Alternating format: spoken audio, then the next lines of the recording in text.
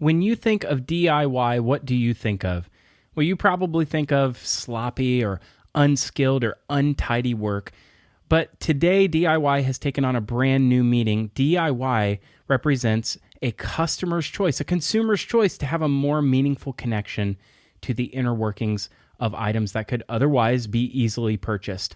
I want to introduce you to our brand new report that we just put together in partnership with Gladly, and it's talking about the new DIY. That's the name of the report, the new DIY, creators, crafts, and commerce. And this trend isn't just confined to arts and crafts. It is expansive, and it incorporates everything from electronics to robotics to stock trading and real estate investment. And we are proving out the theory that trends that begin on social media culminate in purchases on Amazon, which inspire another wave of social media posts. This cycle of purchase intent is linked to social media inspiration, and we can see it. We can plot it out, and we do that in our newest report. I'm really stoked about it. You can get the report today over at futurecommerce.fm/thenewDIY. That's futurecommerce.fm/thenewDIY.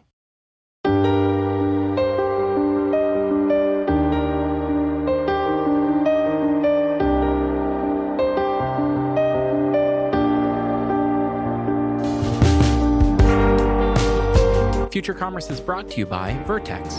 Vertex Cloud is for businesses of all sizes, from small and medium-sized businesses all the way to enterprise. You can find out how Vertex can help your business by visiting them online at vertexcloud.com/futurecommerce. Future Commerce is brought to you by Omnisend. Omnisend is way more than just email marketing. Drive more sales and combine more channels with one platform. Learn more about Omnisend today at omnisend.com/futurecommerce. Future Commerce is brought to you by Marketer Hire. Hey, do you want to hire marketers from Glossier, Allbirds, Rothy's, Third Love, Headspace, and more? Marketer Hire has built a network of expert marketers who built some of your favorite brands. Hire them hourly, part-time, or full-time. No long-term commitments, no agency fees. Hire like the brand that you want to be at marketerhire.com/podcast.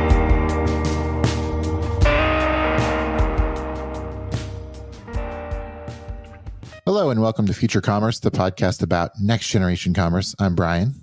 I'm Philip, and man, we are talking about the next generation of commerce because today we have a very special guest and one of my new good friends in the world of e-commerce and retail, and dare I say, big data. Oh my gosh, that's so douchey. I haven't said big data in like, who even says that anymore? What is wrong with me? Data lakes. Ferris Jumah is the founder and CEO of Surge.ai and is one of the more interesting people I have had the pleasure of meeting remotely, at least here in 2020. Also, Surge has represented a great new partnership for us at Future Commerce to unlock some new superpowers and being able to define the new trends in consumer signal and figure out what people are thinking about, what they're shopping for, and what they care about, and maybe predicting what the next trends will be on TikTok and Instagram and all the rest. Ferris, welcome to the show. Welcome. Thanks for having me on. Really excited to nerd out on all this. It's going to be a nerd fest. There's a nerd for everything. And what kind of a nerd are you, Ferris? Give us a little bit of a rap sheet or give us your credibility ranking. Tell us what makes you have street cred in the world of consumer insights or data. What's the word here that I'm looking for? I think data really nails it, and I'd like to say that my T-shirt is where I'm going to start. I'm wearing one of those "I love New York" T-shirts, but instead of New York, it says data. It's like the nerdiest thing you've ever seen. And if you want a good laugh, you can go check out my LinkedIn profile. I've got a photo of that there. But yeah, I think at my core, I'm a data scientist, and I love solving problems using data. I've been doing that for about a decade. Started in CPG and retail and ended up in big tech at companies like LinkedIn and a bunch of startups. I think really, at my core, I've always been super focused on growth and how do we use data to generate actionable insights to help a business grow and to help a business grow faster. And I've hacked on that all over the place, from direct to consumer to CPG and B2B. And, I've really found that at its core, I was really frustrated with, the lay of the land and, what's there for growth and understanding potential audiences and target markets. And that's really what brought us full circle to Surge. And I can dive into that a bit, but tell us about Surge. rock and roll. So Surge is a real-time market research platform. So we help brands quickly identify and target new audiences on search and social. We help them quickly understand what those audiences want, what they're searching for, what they're engaging with, what really drives them, and then quickly create, ideate, and distribute content and making sure you're getting it in front of them. And this was really, like I hinted at a moment ago, birthed from a lot of my frustrations working in growth over the past 10 years. I think, a lot of that came from just how long and expensive the process was of researching new target markets and potential audiences, and then figuring out what they want and how to get in front of them. It was always this, I like to call it like a vicious cycle. You'd go in, you'd do a bunch of market research, panels, surveys, you'd buy a bunch of information, and you'd go out there and put up a ton of digital ad spend and efforts and do these really complicated tests and experiments with tons of different types of content and creatives and messaging and targeting. And you go through this for like 2 months, and you come to something at the end of it. You spent all this time and money and effort, energy. And by the time you've come to something, things have kind of changed. And you are back to the start of the vicious cycle. And you're starting really all over again. And I just grew increasingly, disillusioned with that whole process. And when I stepped back, I realized, if there's anything that my career in data has taught me, it's that having fresh information is the biggest competitive advantage a company can have. And I really think that at the core of that is that, your future audience is always evolving, and digital channels change really quickly. And that's really hard to keep up with. Like a meaningful percentage of searches happen for the first time each week. Like things happen every day, wow. Right? Content gets produced every day and put out there. So there's so many new things being searched and engaged with, and there's so many new things coming back. So like what's actually connecting with consumers and everyone who's using search and social is also changing. And that's virtually impossible to keep track of, right? And you need crazy data science and artificial intelligence to do that. And that's just not really readily available to most companies. And frankly, I like to say that's robot work. And keeping track with everything, making sure everything is getting in front of you, understanding and researching your audiences, what they want, that's robot work. And we kind of exist to create those robots for you, so we can give you time back to do human work. And I'm not saying that we're going to handle everything. We're just making the whole process more effective. I think at the end, you still have to do the hard part, and that's focusing on building a good brand and great products. So that's. There's just so much to unpack. It sounds like it's pie in the sky, but it's really not, because we've actually used Surge.ai. We partnered with you, I think back in the summer before back to school. We put out an essay under Future Commerce Insiders that was powered by some of the insights out of Surge. And it was called The New Formal. And we used some of the data that we found to validate our hypothesis. But I think that there's something that's like kind of more powerful, which is what you were suggesting, which is the market research angle that's lengthy and takes time, and but in reality, it's a hypothesis in search of validation. Like you start trying to tell a story, and then you go in search of validating that your story can be convincing to someone else, and in reality, the thing that I found in working with you all is that there are things that you would never go looking for that you could happen upon in a platform like this that would be truly, be unfettered by, your sort of having steered, the insight or the steered the customer into telling you what you want them to say. I wasn't very eloquent in saying that. Maybe you can sort of help me, Ferris, outline how this might surface things you weren't intending to look for and how that might be useful for a brand. Absolutely. Absolutely. And you could be the smartest person on the planet about something, but you couldn't possibly think of all the things that are being talked about, searched for, engaged with, because there's just too much of it. And that's really what I was getting at earlier too. So, rather than having to think about all the things, you put out what you're thinking about. So, it's like, I'm not trying to maximize and think about everything in the first place. I'm just putting out my raw thoughts, and I want you to give me things to think about more specifically.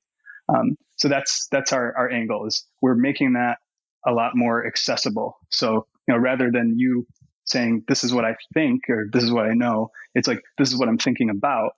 All right, here are some search and social trends that are specifically relevant or interesting and might help drive your hypothesis or your narrative, and either help you better understand your customer or create better content to get in front of them. And I think, something you hinted at too as well there is, this is something that's really challenging with classic consumer research and market research, particularly with surveys and panels. They're a really useful tool, but right now they're kind of like a hammer to solve everything about understanding target markets and audiences. And the big challenge there is that they don't necessarily scale. Just a lot happens. You can only survey so many people. You can only get such a large panel. And we really want to focus on removing that. And the impetus for that really is that right now, when you're designing a survey, you're designing a set of inputs that you want to get, you're triggering something, you're asking something. A purchase has happened. It's very reactive. Whereas what people do online, like what you and I do, we're jamming on social, we're interacting with things, we're searching for things all day. That's a lot more subconscious. You're doing it really free of biases and thoughts, and that's all being put out there. So you're getting a real picture, if I'm making any sense with that. Yeah, definitely. I think there's so much to unpack here. I love this concept of, like, by the time you actually get to the data that you want to have, that data is outdated and useless, or not as useful as it could have been. And how Surge gets you to that data almost instantaneously. I'd love to talk a little bit about the DIY report and put some sort of a practical application to some of the things we're saying. So talk to us about the inputs that we brought to the new DIY and the hypothesis involved, and sort of how we leveraged the platform, and what we were able to do that I think it could shed a lot of light on the things that we're talking about here. Absolutely. And I think, really the DIY report is important for a couple of reasons, because the hypothesis there and what we worked on together there is really also just generally applicable outside of do-it-yourself as well. So, the original hypothesis was the pandemic has really accelerated what was an originally existing consumer trend towards do-it-yourself. And, really, in addition to do-it-yourself being a cheaper thing to do, you save money doing something yourself instead of buying something or paying someone to do something. You also get these intangible benefits. You get an increased sense of ownership and a creative outlet. And the idea of the report was, can we map that journey to do it yourself? And the hypothesis was that it's this virtuous cycle of inspiration, education, and participation. So you're inspired initially, and that's really represented by social media. You see someone else doing a project, you're inspired to get more insight into that, to get more information on that. You decide to educate yourself on it. So you may go to YouTube, or you may go to Google and you're searching for more information. You'll watch some videos. End to end, what does this do-it-yourself process really look like? Why is it interesting? Is this something I can do? How long does it take? You've got just a lot of questions. And by the way, how all of that is searched is particularly specific and changing really often. But yeah, finally, you've decided, hey, I saw this happening. I'm inspired. I've educated myself, and now I want to do it. The actual doing it process is that participation. Now I have to actually go buy things and make it happen. And really the inputs for that, really just trying to understand the life cycle, was using all this information out there from the consumer web. So inspiration was very much focused on social media and seeing the finished output, or really the process. That was something we'd seen a lot. There was a lot of content that was sped up in just the process. Then the education, really the how to, seeing all of it happen and getting more in depth and understanding it. We paid particular attention to YouTube, and that was really our big input there. And then participation. If you want to buy something, you go to Amazon. Whether it exists on Amazon or not, that's where you first search for something, right?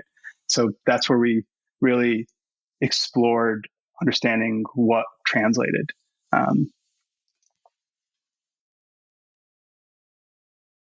I'm speaking on mute here. Sorry. So what's interesting about that cycle is it's a cycle, meaning it one phase feeds to the next.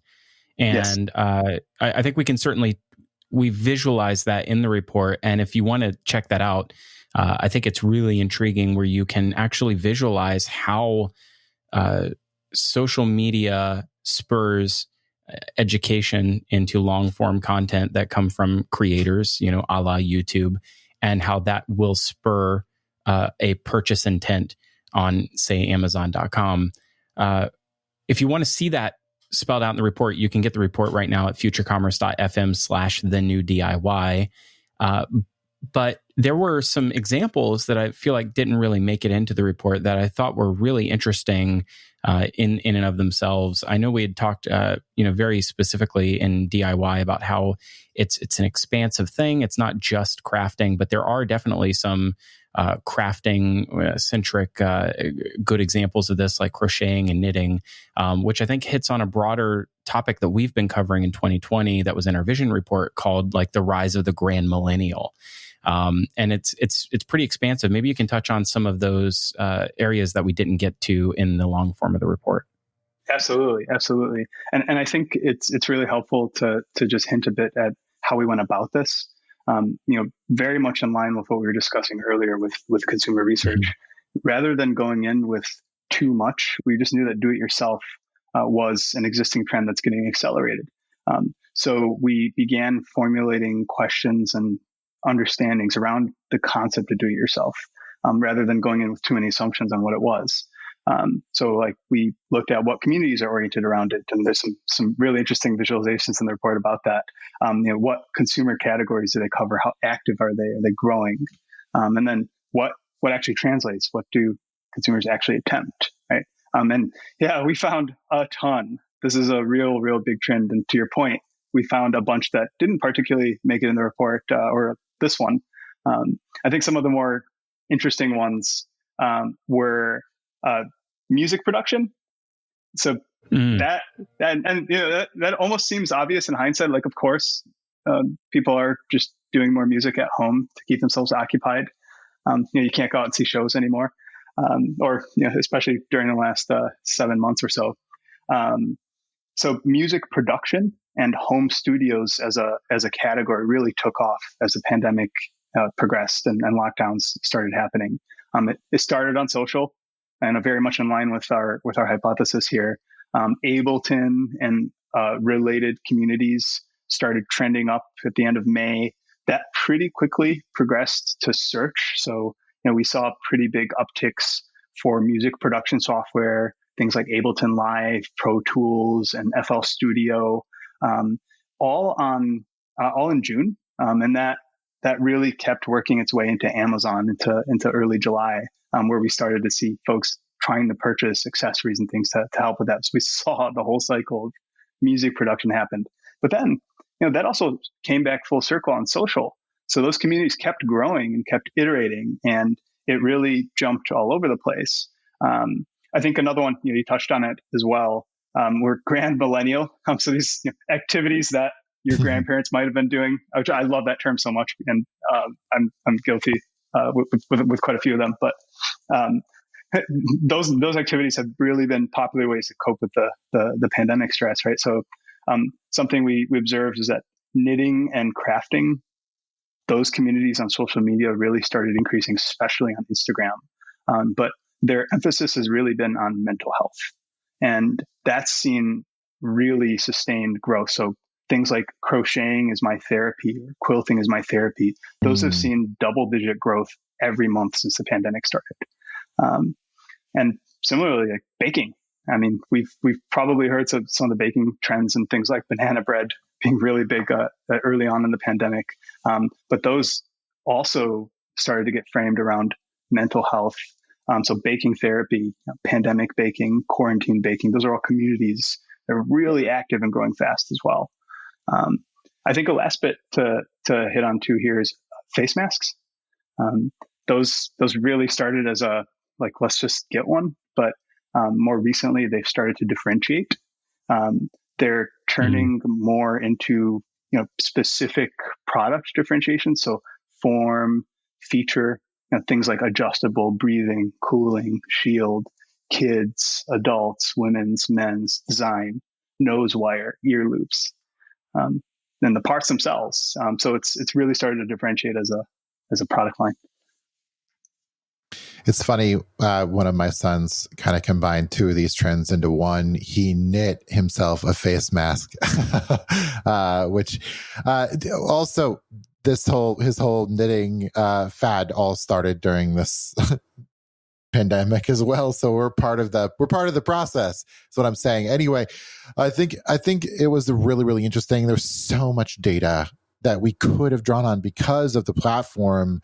You just mentioned a few. There were even more DIY beauty and a bunch of other stuff.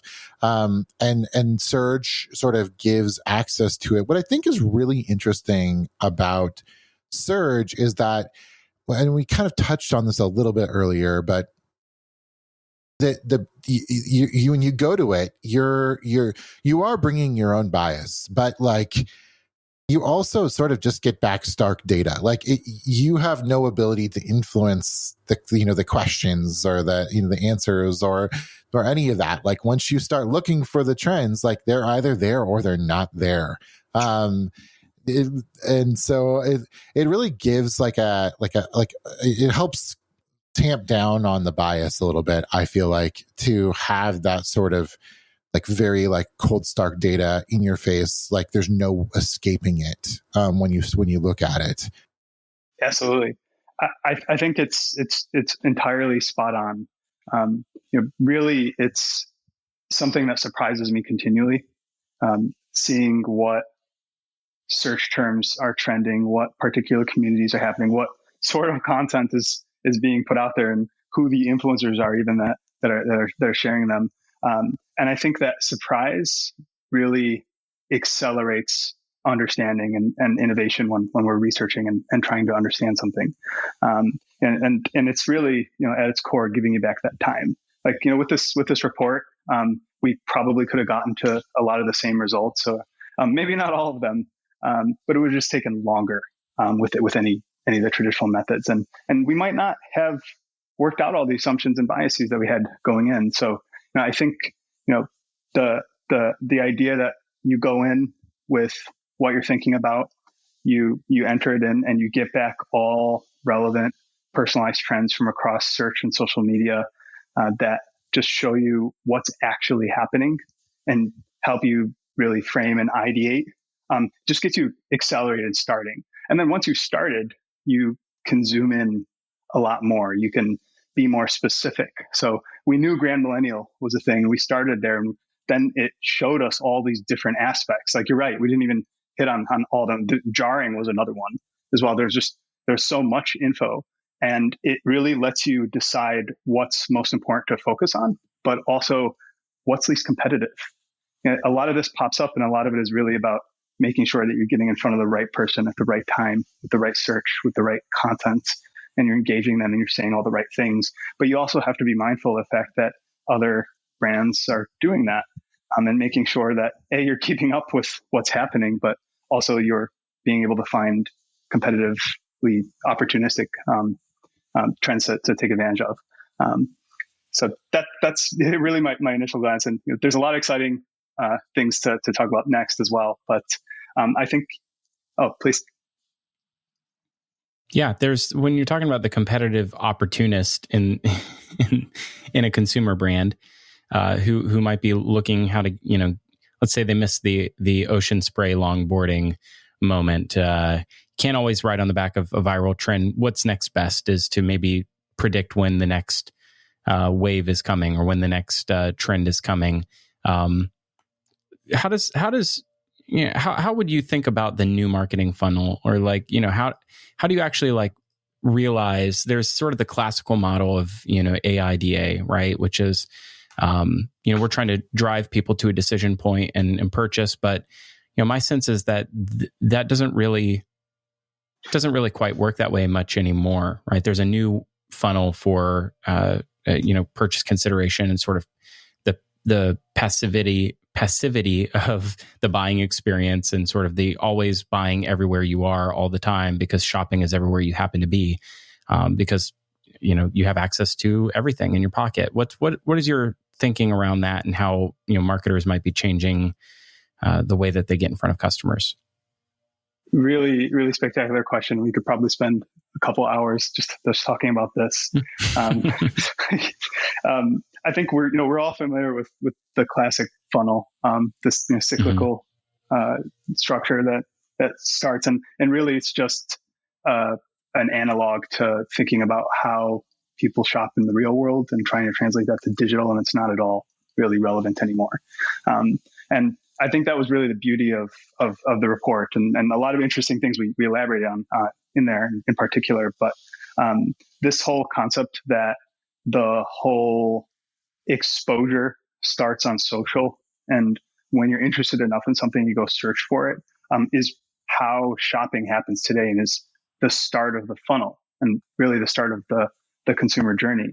It's that phase where you get exposed to something and you want more information on it. And it's not actually it's not always cyclical. And that's something we learned as we were doing the report, right? Is that sometimes it's starting in participation, and sometimes it's coming back to education. So you might start your search on a marketplace and go look at the products. Then you might go look at some content. Then you might go scroll on social, and you're bouncing around constantly. I think that just understanding that that's how shopping looks like today, and the real opportunity is making sure you're getting in front of the right folks with the right search and the right content at the right time, is just the reframing of the funnel as, hey, shopping now is just looking at a bunch of social media and searching a bunch of things across a bunch of different websites. Can we help structure that and understand it quickly? And I think, to your point on the trends, big trends will happen. You can actually see them happening because they very much do start on social. One that we talked about earlier this year was the Dalgona coffee trend. That started as a thing on TikTok, and that really quickly became like a macro trend in coffee and the biggest thing. But you did see it on social. But that doesn't mean that new trends don't start all the time. And it's really just about staying on top of it, understanding that the new funnel, if you will, is all about what's happening on social, what people are searching for, and tying all that together and making sure you're keeping track of it, and seeing what's happening first and early. You don't want to be reading about it in an article, because by then you're a bit late to the party.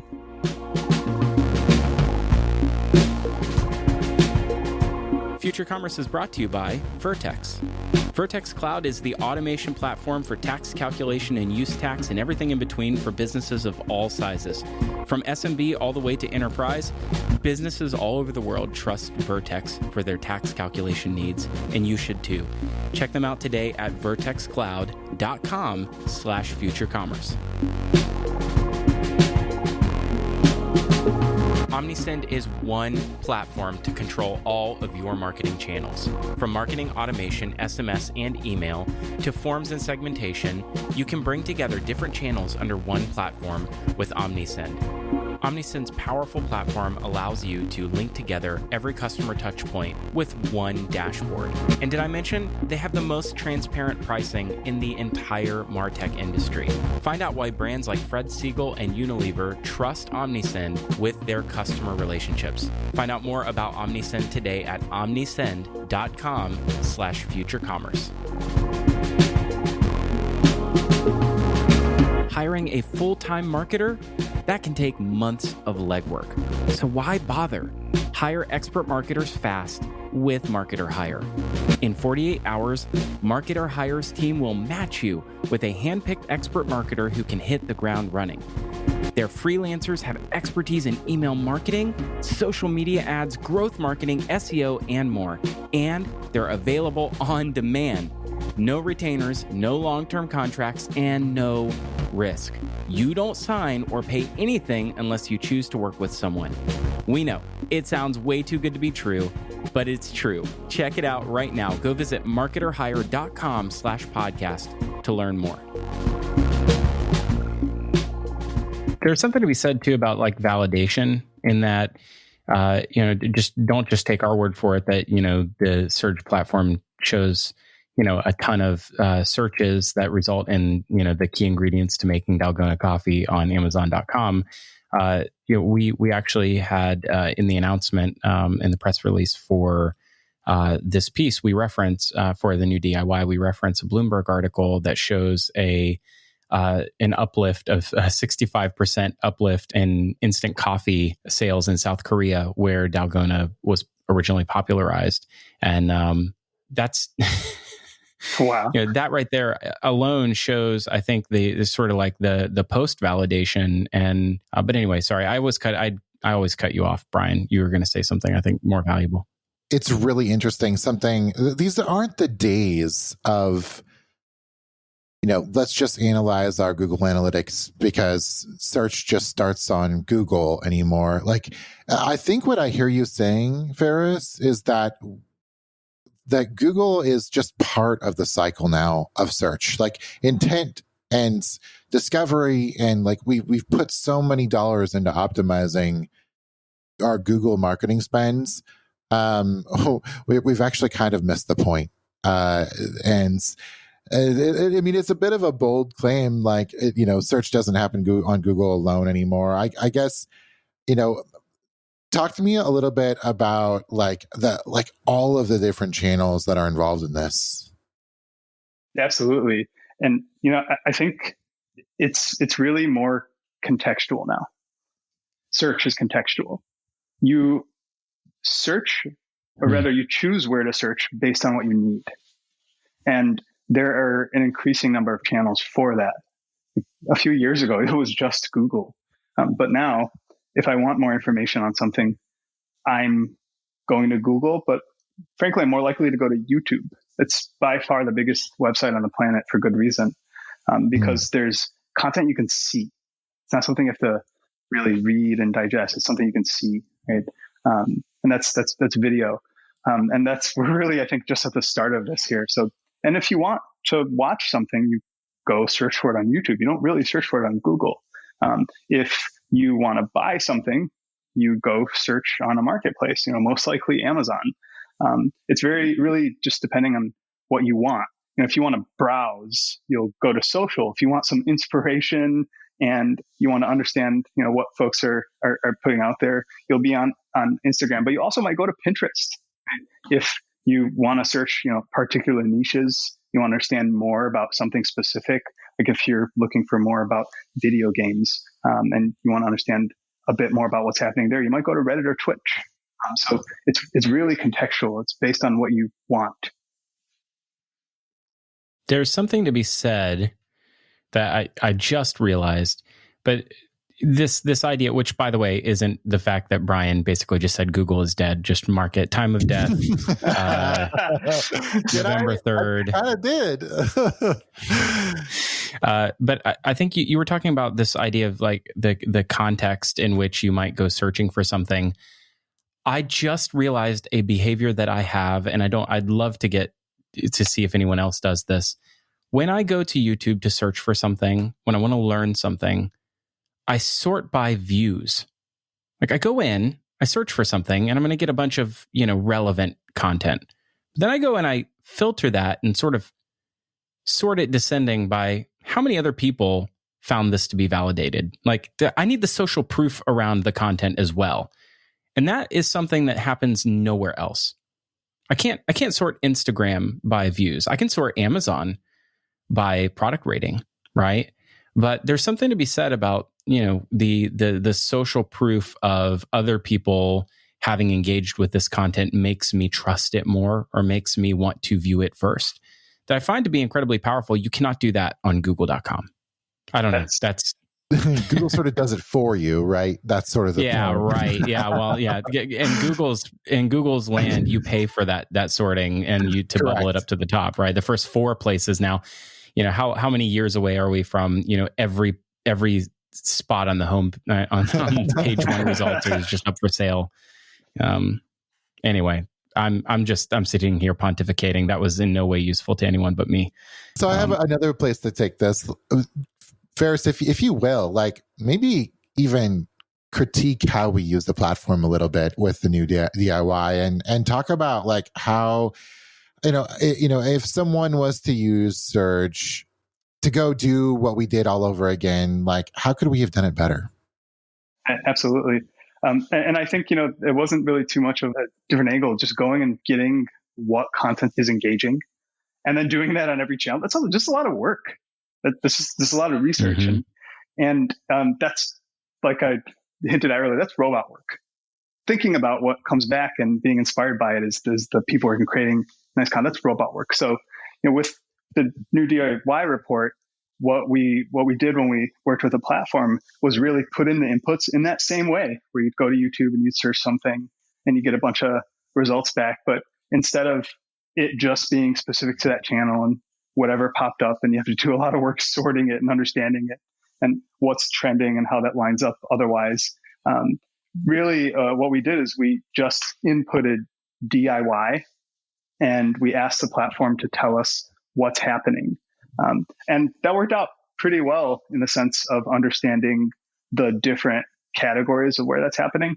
I think we got a lot of inspiration for certain things that we focus on in the report. I want to talk so much about musical instruments and some of the stuff that's in there, particularly on a certain wooden instrument. But we found so much, and we were able to discover specific trends that both validated a lot of our hypothesis, but also surfaced a bunch of brilliant, highly engaged content. We were able to do this fast.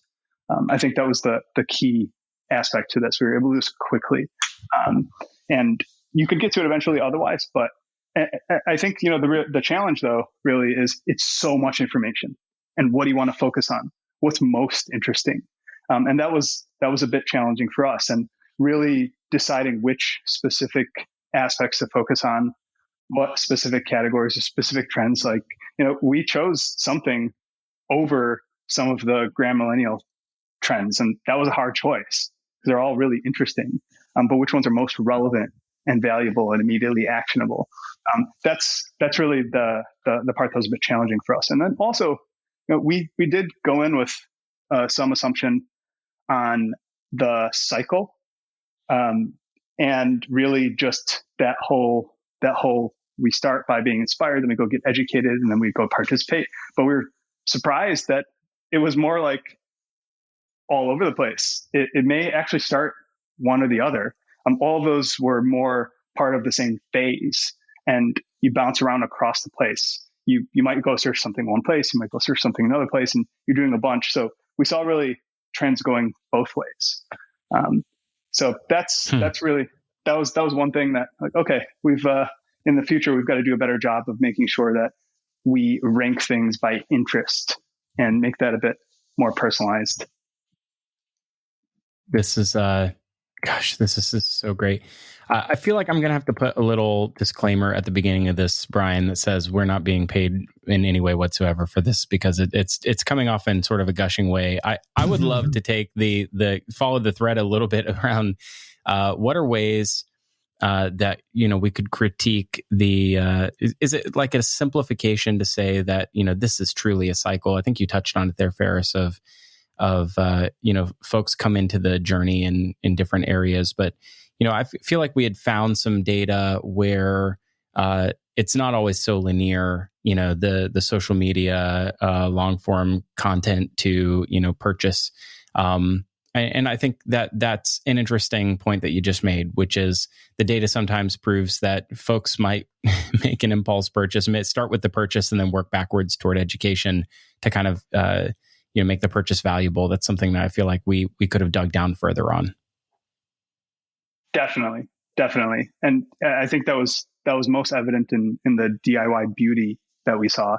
A lot of it would be purchasing some of the products and then going back to get inspired on what to do with it. And really understanding that a bit better and making sure that our assumptions weren't entirely off there. And just really framing it better was probably something that we could have done better. And I think, on our end too, just making sure that us as a platform, we're choosing the right and most actionable trends. We learned a ton working with you on that process. What's next for Surge? Are there sort of untapped opportunities here? I know that the data that you're gathering is immense. I think that's even understating it a little bit. 600 billion signals a day. Only 600 billion? Yeah. Geez, we really have to step it up, don't we? That's a lot. I mean, how are you sort of building this out, and what are the challenges you have to overcome? A great question, and very top of mind right now. I think, really what's next for us is we're focusing a lot more on influencers and competitive analysis. We have a pretty good pulse on content, how it's discovered, how it's engaged with, and how it's searched and really happened upon. And we're developing out our understanding of where it starts with who, and particularly on creators, and how they create trends in content and how they make it happen. Where does it source in the first place? And how do they keep that engagement? How do they maintain their audiences? And I think, something that's really important to highlight here too is there's just more content. There's just more content being created every day, and there are more content creators coming out and creating content every day. And before it was a big name influencer might really get you everything you need as a brand and getting your product out there. But now it's more about influencers who have really particularly engaged niche audiences, but then finding the right ones and making sure that they have the right audience for you is the challenge here. So we're working on speeding that up and turning this 2-month research process into something that you can do in 20 minutes. I think separately to competitive analysis, our platform is just able to track anything, and we want to make sure that we give you a good sense of what everyone else is doing, because that's where a lot of ideas and inspiration and just being able to track is going to come from, and making sure that we give you the ability to really benchmark. And that's one of the hardest parts with really putting anything out there, any content, doing your campaign, understanding your categories, making sure that you can appropriately say, hey, is this good? Did we perform well? And you really only get an arbitrary sense of that right now. And just making sure that you're staying on top of that and able to compare and contrast. Those are really the big two initiatives that are next for us. I think the challenges with this are really some of the things we hit on earlier. We have so much information, and we're getting all of it very much in real time. And for us, the big challenge and why it was brilliant to work together is just making sure that we're getting the right stuff to you in front of you at the right time. In the exact same way that we're helping brands, agencies, and e-commerce firms get in front of the right customer at the right time with the right content and the right search. We want to replicate that here with our engine, because it's really us building the same thing for you. And you search something and we're making sure we're surfacing the right stuff at the right time, and it's immediately actionable. That's very much top of mind for us right now. Yeah, and in that vein, so one of the things you talked about is robot work versus human work, and it'd be really interesting to hear your take on what the human work looks like as well. Like, how do humans, best come to the table and create like a story with this? And obviously we did it with DIY, but what are some best practices that you can think of for how the practitioners can come to the table? Great question. I think it's really about putting time back in your hands and saving you the process. Right now it's process. You have an idea, you have a hypothesis, you know that you want to target a specific community, a specific audience, or you need to find them in the first place. And a lot of it is just time researching, processing, gathering data from everything you have access to, from your Google Analytics, from your ecom historical, from your Facebook campaign manager, and downloading all that, joining it together, looking for the opportunities, and then thinking about what to do. That we want to get you to the and then thinking about what you do faster, and make sure that you have all the equipment to feel confident in what you're doing. I think from start to end, it's really, here's what I want to do, and here's my company, and here's what we're focused on. What is happening? That's really the first step. Give me a lay of the land. What are the content pieces that are really engaging the audiences that I want to capture? Who's putting it out there? How do they search for my products? And I'm providing a solution to their problem. I'm solving a problem for them. How are they actually searching for that? And what's coming up? So starting with just understanding the lay of the land. Then when you have decided what to particularly focus on, and what is really going to resonate with your crowd, just being able to quickly say, okay, this is the content I want to make. Now, what messaging might work well? What's really going to resonate? I have an idea on this. Let me input it into Surge and get some instant feedback on whether or not that's a good idea, or what might be a related or more interesting one. Or great, I was right, and now I have data and I feel confident in saying and using that messaging. And going back and putting it out there. And once it's out there, optimizing it, making sure you're having the right targets, making sure you're keeping up to date with that, and tracking it, and really removing that whole element of any of the process here, and just making sure we're surfacing everything that's interesting and all the metrics that are interesting in particular. And I think maybe a more specific example might be helpful here. We are currently working with a direct-to-consumer office products brand, and they honed in on whiteboards, and they decided that that's what they want to focus on. So we started by just getting a sense of, hey, whiteboards are in demand, and right now that's not too surprising with home offices and things of that sort. And that's how they honed in on it initially. But really, what's happening and who's out there? And we were able to really quickly identify that the communities that are most engaged with whiteboards as a product on social media, but particularly on Instagram in this case, are focused around fitness. Whiteboard workouts is the fastest growing, most engaged community on social media when it comes to whiteboards. My gosh. Yeah. No, this is like super on brand for me, because I just literally bought a whiteboard to put in my garage for my workout. But go ahead. Yes. And with the whiteboard, how did you search for it? I bet you searched for something with wheels, or like you can stick up on a wall, right?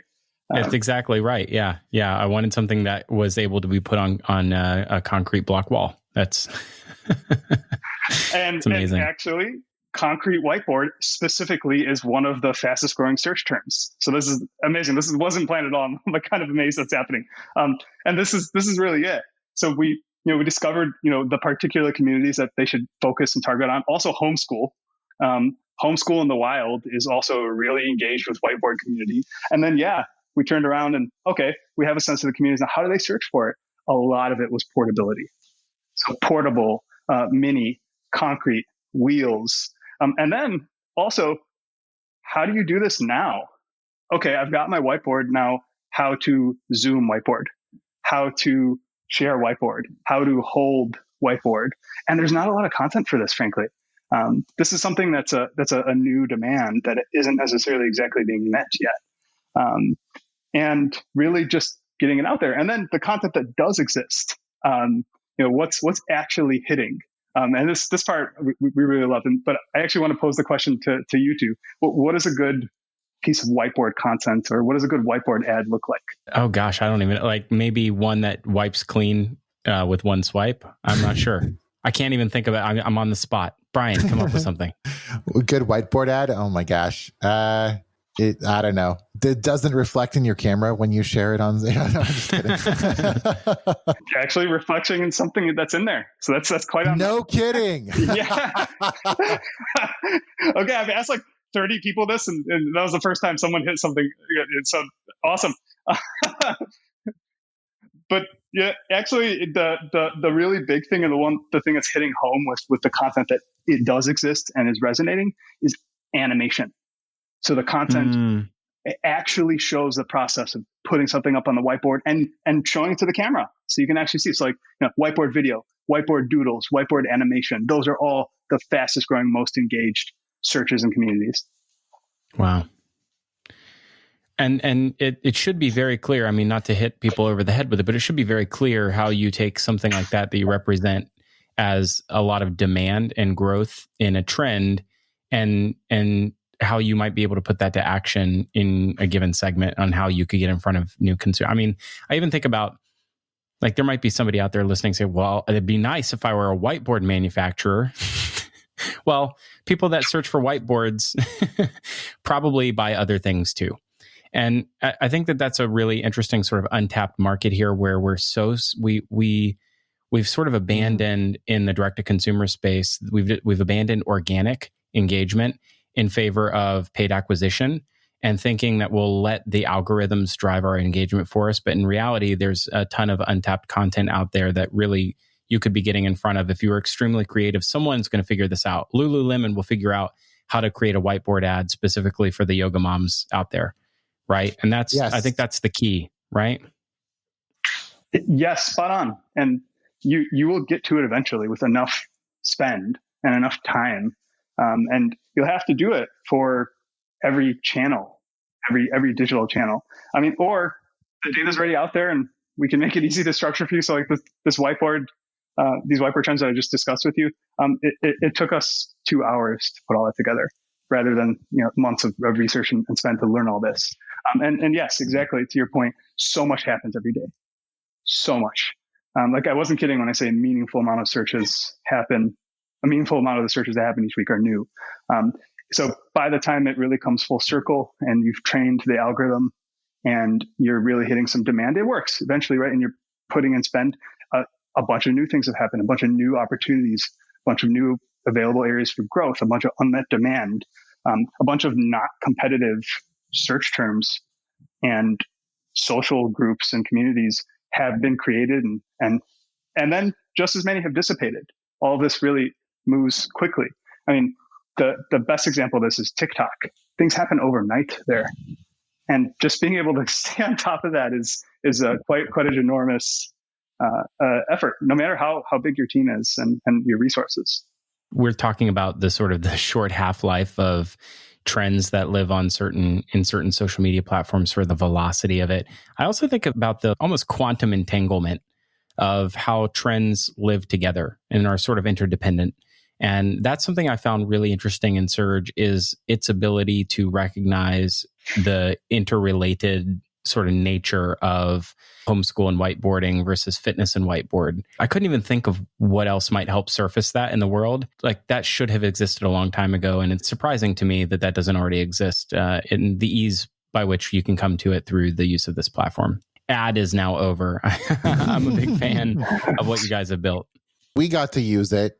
We're blown away by it. We're excited to continue to use it in the future. And you can definitely see some more incredible content come out of our usage of the platform and our partnership with Surge and Ferris and his team.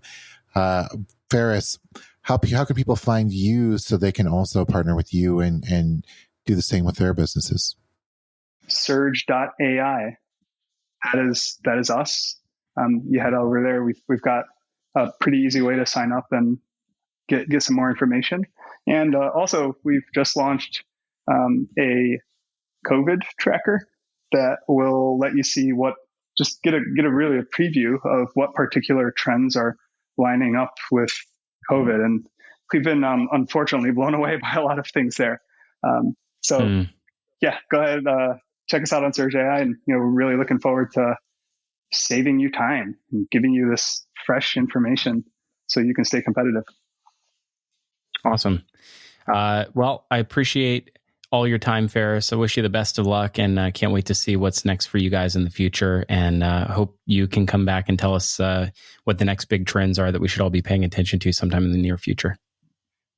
Thanks so much for having me on. That was so much fun. And you have seen my full nerdness on display. And that's just how I am. So if you want to nerd out, with us, check it out. And also, a lot of this interesting stuff is in the DIY report. And lots of things we didn't talk about today that I want to make sure you check out. Yeah, and you can get that report right now. Go and visit futurecommerce.fm/thenewDIY. And we'd love to get your feedback on that. I feel like it's extremely actionable and very timely for this moment. And also, it's a trend. The DIY era is not going to stop just because our report came out. It's actually picking up steam, and we're going to build on that in our forthcoming vision report, which will be available in January. And so you can look for that. The best way to find out when that drops is to be part of our insiders list. Go subscribe. Go get on the list so that you never miss anything that comes out from Future Commerce. You can get that today at futurecommerce.fm/subscribe. All right. Well, thank you for listening. And remember, we all have to engage in commerce, right? Commerce can change the world, and we believe that we can shape our future. And that's why we are here. We want to help shape a future together. Thank you for listening to Future Commerce.